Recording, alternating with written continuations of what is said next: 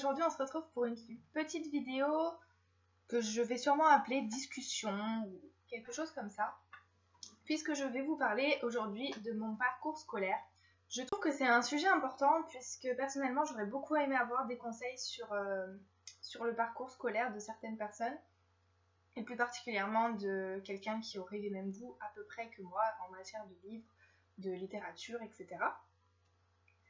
Et j'avoue que dans notre système scolaire actuel, que ce soit au collège ou au lycée, on est très très mal conseillé de ce point de vue-là. J'ai l'impression que tout ce qu'ils veulent, c'est les conseils d'orientation ou les profs, quoi que ce soit, c'est nous mettre soit dans des facs, donc des universités, soit dans des prépas. Et c'est tout, il n'y a rien d'autre qui existe autour. Donc tout ce qui est UT, DUT, licence pro, je sais pas moi, apprentissage, voilà, tout ce qui est professionnel, ils l'oublient complètement. Alors que je trouve que c'est beaucoup plus intéressant, puisque je suis actuellement dans le professionnel après avoir fait 3 ans d'université. Je vais vous raconter tout ça tout de suite.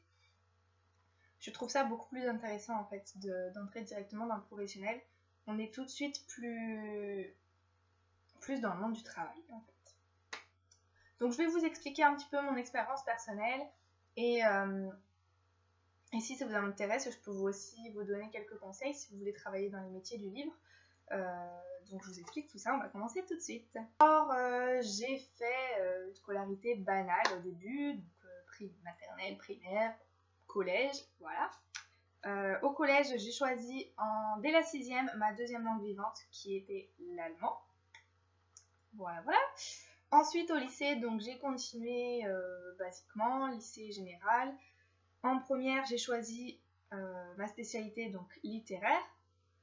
Et c'est dès la seconde, par contre, j'ai choisi une troisième langue vivante, donc en option, l'italien. Donc je faisais donc anglais en première langue, allemand en deuxième et italien en troisième, ce qui faisait 3 langues.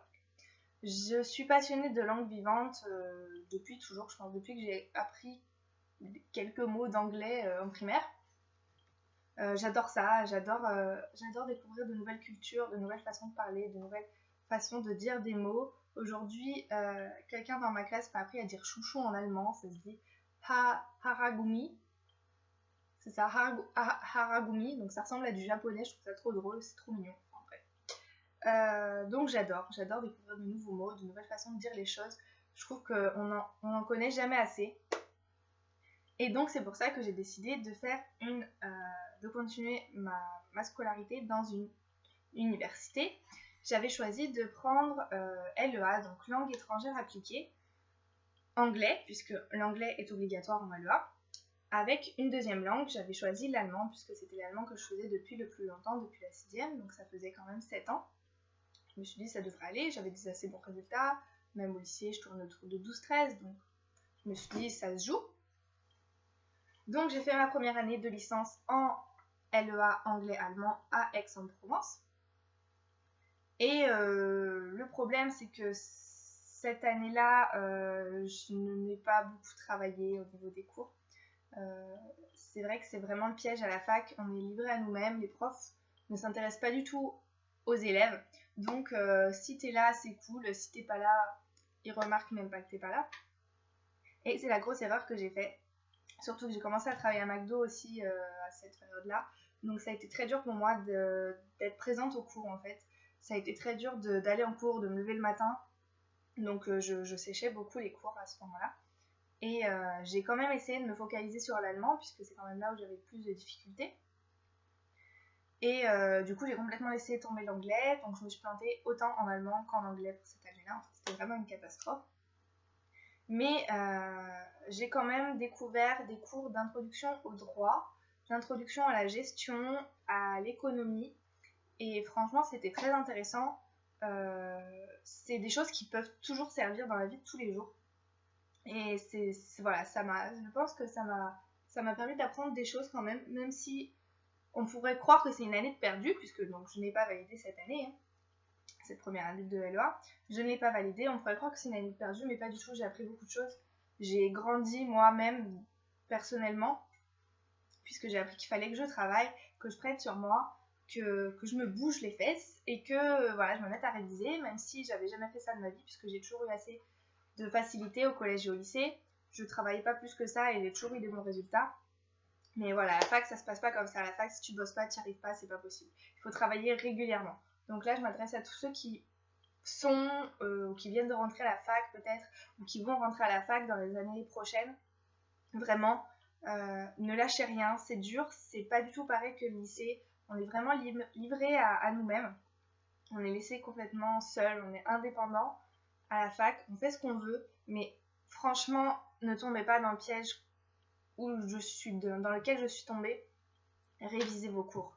Même si vous avez des facilités, c'est vraiment pas pareil. La fac, c'est vraiment du par cœur. C'est pas du tout de l'application, c'est pas du tout de la pratique, c'est du par cœur tout simplement. Vous ressortez votre cours par cœur et voilà. Et surtout, et ça par contre je le vois encore, il y a encore une amie à moi qui me l'a dit il y a pas longtemps, si jamais vous avez un moyen de gagner des points, que ce soit dans une association, que ce soit avec des exposés, si votre prof vous dit ça peut vous remonter la moyenne, mais n'hésitez pas, vraiment n'hésitez pas. Tout ce qui peut faire augmenter votre moyenne est à prendre, c'est juste indispensable. Ce qu'on apprend à la fac, c'est d'avoir 10. Tant qu'on a 10, c'est bon. Le 10, le semestre et l'année est validée. Donc, on s'en fout d'avoir plus. Si t'as 18, bah c'est cool pour toi, voilà, tu pourras être fier, mais ça t'apportera rien. En licence 1, franchement, ça t'apportera rien. Tu pourrais être. Non, même major de promo, ça sert à rien en première année. Donc, le but, l'objectif, c'est d'avoir 10. Et pour ça, même si vous n'êtes pas un grand bosseur, faites des exposés. Des exposés, c'est des points gratuits. Les exposés, c'est simple, c'est à faire à la maison, on fait des recherches à la maison. Et voilà, faut prendre son courage à deux mains. Pour les présentations orales, il y en aura toute votre vie. Hein. Vous allez parler toute votre vie dans votre travail, sauf si vous êtes derrière un bureau ou je sais pas, dans une usine ou quoi. Vous allez parler à des gens, même dans la vie de tous les jours, quand vous allez faire vos courses, quand vous allez chez le coiffeur, quand vous allez chez le boucher, j'en sais rien. Vous allez parler à des gens. Il faut que vous appreniez à être à l'aise en parlant devant un public. C'est vraiment important. Et voilà, donc pour ma première année de LEA, voilà ce que ça m'a apporté. Et ce n'est pas une année perdue. Pour tous les redoublants, je le dis encore, parce que j'ai vraiment mal vécu sur le moment cette année de redoublement. Mais c'est pas grave, une année c'est rien, c'est vraiment rien du tout. Vous allez voir que mon parcours il est complètement chaotique, il n'y a rien de linéaire. J'ai jamais fait la même chose depuis 4 ans. Et pourtant je m'en sors très bien. J'ai perdu, entre guillemets, qu'une seule année. Donc après cet échec cuisant avec l'allemand, j'ai décidé de refaire une première année de LEA, mais cette fois avec en deuxième langue l'italien.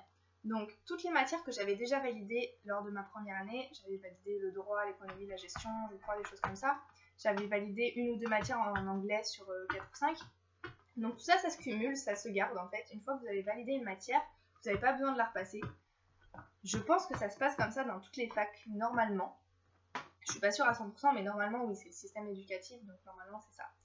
Et lors de mon année d'LEA en italien, donc ce que je vais vous dire, c'est très drôle, hein, c'est très bizarre, mais c'est très drôle.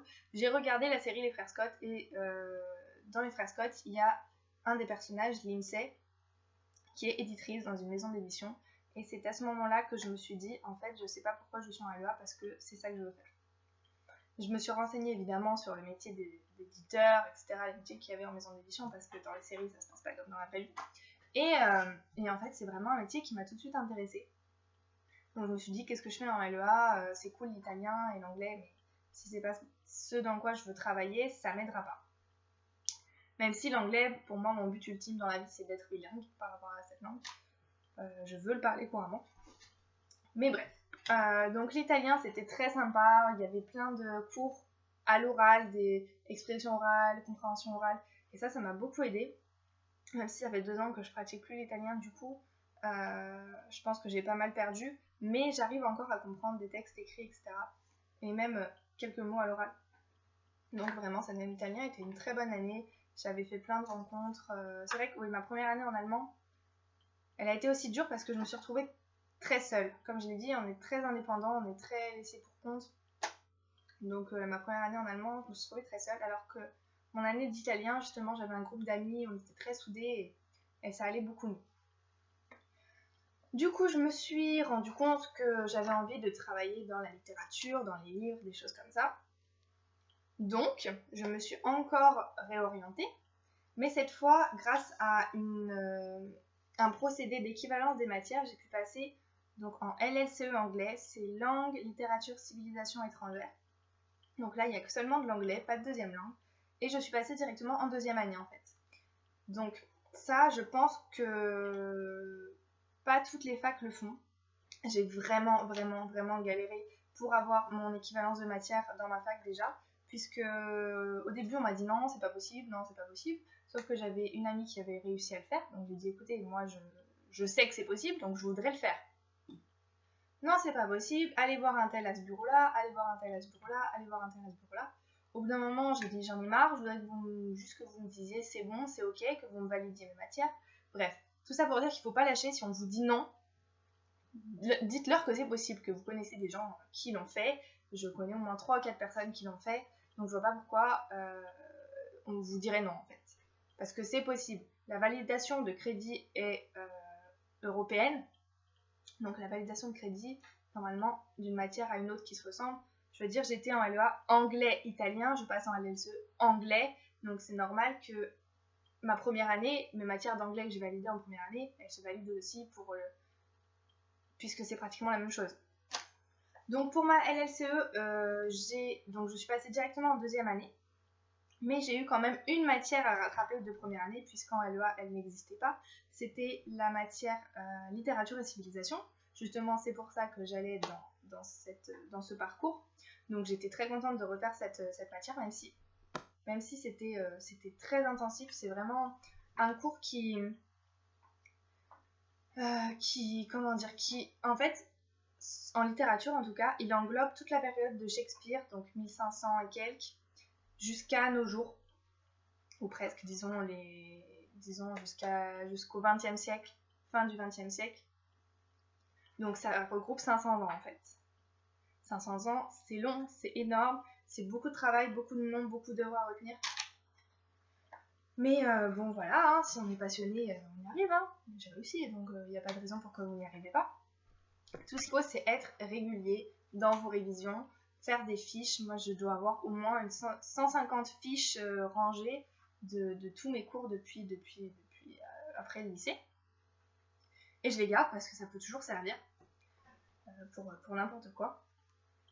Donc voilà. Donc, et civilisation, c'était vraiment... J'ai eu civilisation britannique et civilisation américaine. Donc civilisation américaine, j'ai juste adoré. C'était sur les Afro-Américains en fait, sur le développement des Afro-Américains aux États-Unis, donc de l'esclavage à nos jours. Ça a été un de mes cours préférés de ma scolarité. C'était vraiment très intéressant. J'ai adoré ce cours, même si c'est triste. C'est triste, mais c'était vraiment super intéressant. J'ai adoré. En deuxième année, donc, au premier semestre, alors oui, donc, je sais pas si vous êtes encore au lycée ou quoi, à la fac, ça se divise en semestres, c'est-à-dire en 2 parties, donc de septembre à janvier et de janvier à mai-juin. C'est pas en trimestre, c'est en semestre, voilà. Au moins, vous le savez. Et donc, pour le premier semestre, c'était un parcours général, donc toute la deuxième année de licence d'anglais était réunie ensemble. Et au deuxième semestre, donc à partir de janvier, on avait le choix entre 3 spécialités, on va dire, pour vous simplifier la vie. 3 spécialités, donc il y avait le parcours administration, qui ne m'intéressait absolument pas, le parcours enseignement, qui ne m'intéressait absolument pas non plus, et le parcours traductologie.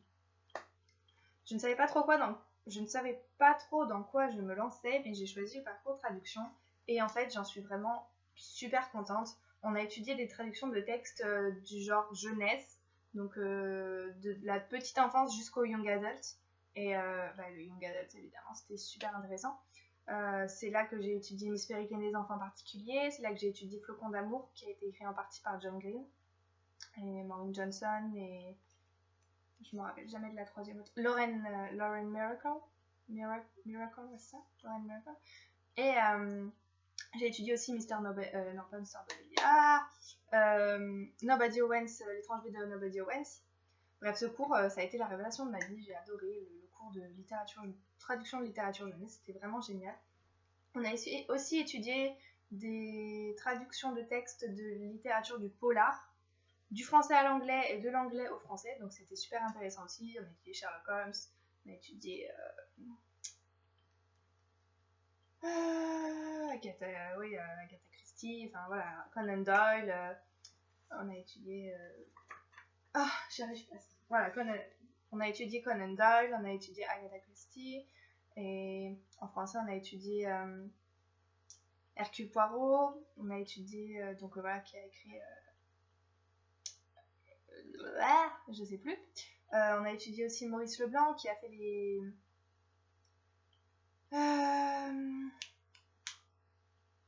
enquêtes de Gentleman Cambrioleur. Je me rappelle plus du nom, je suis désolée. J'ai un peu du mal ce soir. Bref, donc voilà. Donc, c'était super intéressant. On a étudié des textes de littérature du voyage. Donc ça, c'était des textes assez anciens avec une façon d'écrire assez ancienne. C'était assez dur. Et traduction littérature de la presse. Des textes de traduction de la presse. C'était très dur aussi. Il y avait aussi de la traduction orale. Donc ça allait. C'était pas trop mal. Ça dépendait des fois. Enfin voilà. Et donc voilà, donc cette année-là a été très enrichissante pour moi. J'ai acquis pas mal de culture littéraire en fait, bon, surtout en anglais du coup. Mais c'est toujours bien. Moi j'adore l'Angleterre, j'adore les États-Unis, donc je suis très contente d'acquérir une culture littéraire par rapport à ces pays-là. Et en fait, donc c'était au début de l'année de ma FLCE, donc de ma troisième année à la fac, que un de mes profs m'a dit tiens, vous voulez faire le master, on devait remplir une fiche de renseignement sur ce qu'on voulait faire plus tard. Bref. Et moi j'avais écrit master d'édition, master métier du livre. Et donc il m'a dit mais vous êtes au courant qu'il y a la licence pro ici à Aix-en-Provence, il y a quelqu'un d'autre qui veut le faire d'ailleurs dans votre promo, donc ce serait intéressant que vous en parliez avec elle, etc.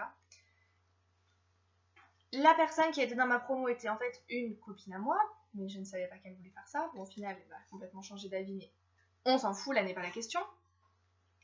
Et du coup, donc en fait, je me suis renseignée par rapport à cette licence professionnelle. Je savais pas du tout ce que c'était, je savais pas du tout en quoi ça consistait, etc. Je me suis renseignée, tout ça. Et en effet, donc c'est une licence professionnelle qui dépendait de Aix-Marseille Université, donc du groupe d'universités de Aix-Marseille, qui fait partie de toute la région de PACA. Et donc en fait, c'était à Aix-en-Provence, quoi. Donc j'ai découvert ça au début de l'année de ma dernière année à la fac, de mon année de LLCE anglais. Et en fait, j'ai découvert même que avant cette licence professionnelle, il existait un DUT. C'est un DUT Information Communication du métier du livre et du patrimoine, exactement. Ouais, je crois que c'est ça. Je ne suis pas sûre à 100%, mais je crois que c'est ça. Et en fait, il existe seulement 10 DUT donc du métier du livre en France. Donc je vous ai noté les villes si jamais ça vous intéresse et si jamais vous voulez postuler ou quoi. Donc il y a Aix-en-Provence, il y en a 2 à Paris, Bordeaux, Lille, Dijon, Nantes, Saint-Cloud, Grenoble et Nancy. À savoir que les DUT, ce n'est pas comme les facs, il y a des places limitées. C'est sur lettre de motivation et candidature en fait, et entretien. Donc bon, moi c'était trop tard pour que je fasse le DUT, mais comme j'avais un bac plus 2, j'espérais avoir un bac plus 2 à la fin de ma licence d'anglais, j'ai décidé de postuler pour la licence professionnelle. Puisque pour la licence professionnelle, il faut minimum un bac plus 2. C'est complètement indépendant du DUT, mais ça c'est une spécialité d'Aix-en-Provence. En fait, si vous voulez, donc pour entrer en licence professionnelle, c'est pas du tout obligé d'avoir fait d'abord le DUT métier du livre. Alors que dans d'autres IUT, dans d'autres villes, certains exigent que pour entrer en licence professionnelle, il faut avoir fait le DUT au sein du même établissement. Ou peut-être pas du même établissement, mais d'avoir fait un DUT métier du livre en tout cas. Donc j'ai envoyé ma lettre de motivation sans grande conviction d'être prise. J'ai été acceptée. Je suis ensuite allée à l'entretien sans trop savoir quoi dire et en ressortant en étant sûre d'avoir tout raté. Et une semaine après, j'ai eu un mail qui m'a dit que j'avais été acceptée. À savoir que j'ai beaucoup hésité puisqu'il y a 3 spécialités au sein de cette licence professionnelle à Aix. Spécialité bibliothèque, spécialité librairie et spécialité édition. J'ai beaucoup hésité entre la librairie et l'édition. La bibliothèque ne m'intéresse pas du tout. Et j'ai finalement opté pour l'édition puisque ça me semble beaucoup plus intéressant, beaucoup plus varié, même si les places sont très limitées et que c'est surtout concentré sur Paris. La librairie, c'est vraiment difficile. C'est vraiment un secteur qui ne recrute pas du tout, je pense encore moins que l'édition, puisque les libraires ont beaucoup de difficultés en ce moment.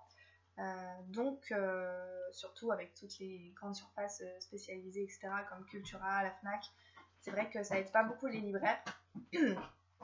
Mais donc voilà, donc j'ai choisi au final l'édition et j'ai été acceptée en édition. Je suis vraiment contente puisqu'on a des cours offerts par des professionnels. J'ai comme prof donc, de ma spécialité édition Marion Mazuric. Marion Mazuric, qui est en fait une éditrice des éditions Au Diable Vauvert, qui se situe à Arles, je crois. Et en fait, bah, c'est quand même une maison d'édition qui appartient au réseau de diffusion de Gallimard. Donc c'est quand même pas rien, je suis vraiment contente parce que c'est une professionnelle, elle sait de quoi elle parle, elle fait ce métier et elle nous apprend vraiment des choses concrètes. Tout comme mes cours de bibliothèque, puisqu'on a eu des cours quand même pour savoir, comme par exemple moi je connaissais rien du tout au métier du livre. On a eu des cours pendant 2 semaines, donc cours de bibliothèque et cours de librairie, et donc c'était présenté par une bibliothécaire et un libraire, qui sont aussi profs en fait. Donc voilà, c'est vraiment des professionnels qui parlent de leur métier, et tout au long de la licence pro, apparemment, il va y avoir des professionnels du métier du livre qui vont venir, qui vont intervenir pour nous expliquer des choses du métier du livre. Donc franchement, c'est génial, c'est vraiment comme ça qu'on apprend les choses, je pense, beaucoup plus que dans un livre ou que dans des cours à apprendre par cœur.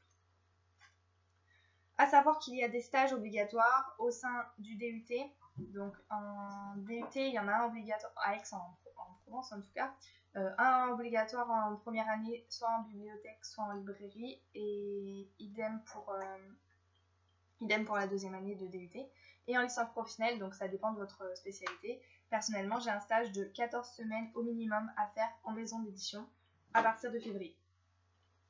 Donc, pour vous dire, ça me fait très peur, puisque j'essaye de postuler dans les maisons d'édition parisiennes pour essayer d'avoir une première expérience.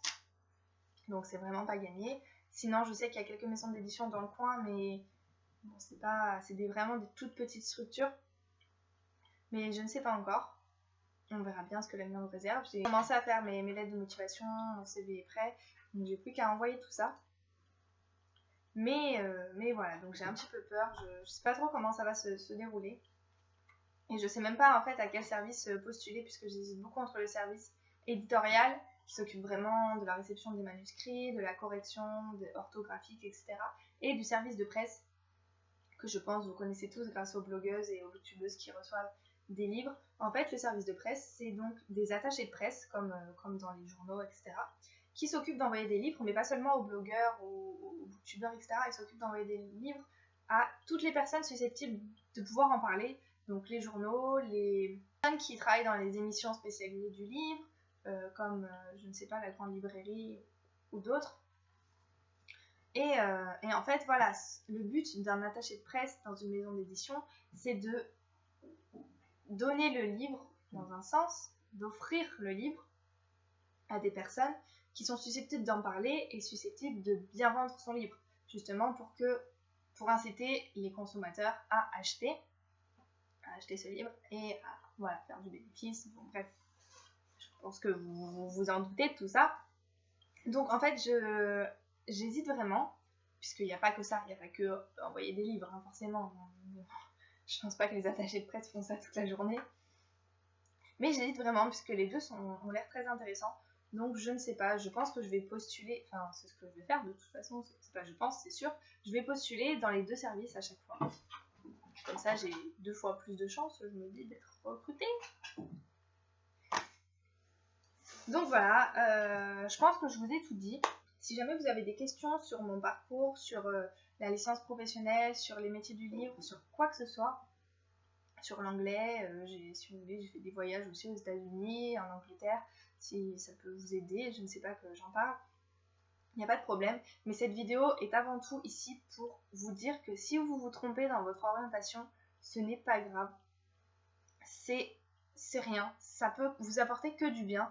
Franchement, grâce à mes 2 années de LEA, j'ai pu apprendre quelques notions de gestion, d'économie, de droit. C'est super important.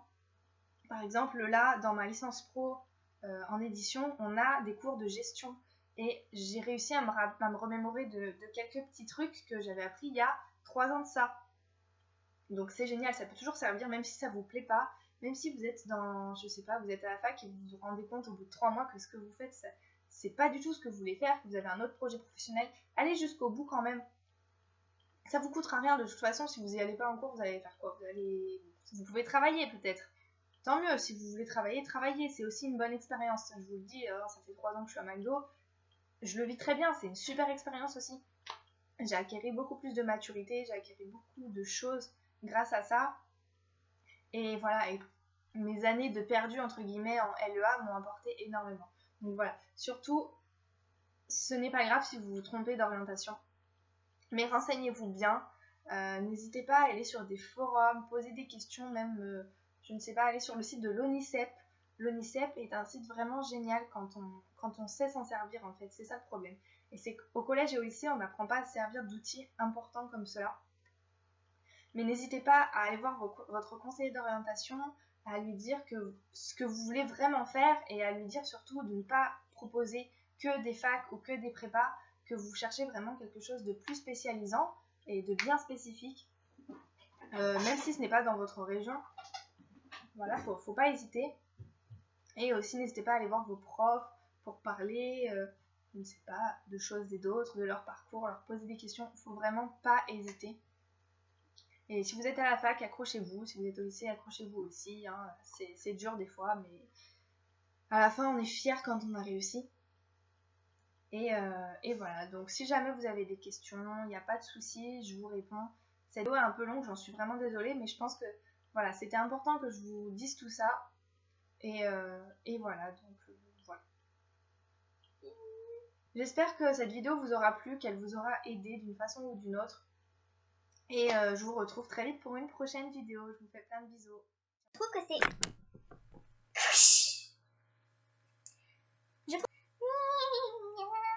On a eu des cours pendant comment dire, les médias en fait, j'arrive pas à parler. Les personnes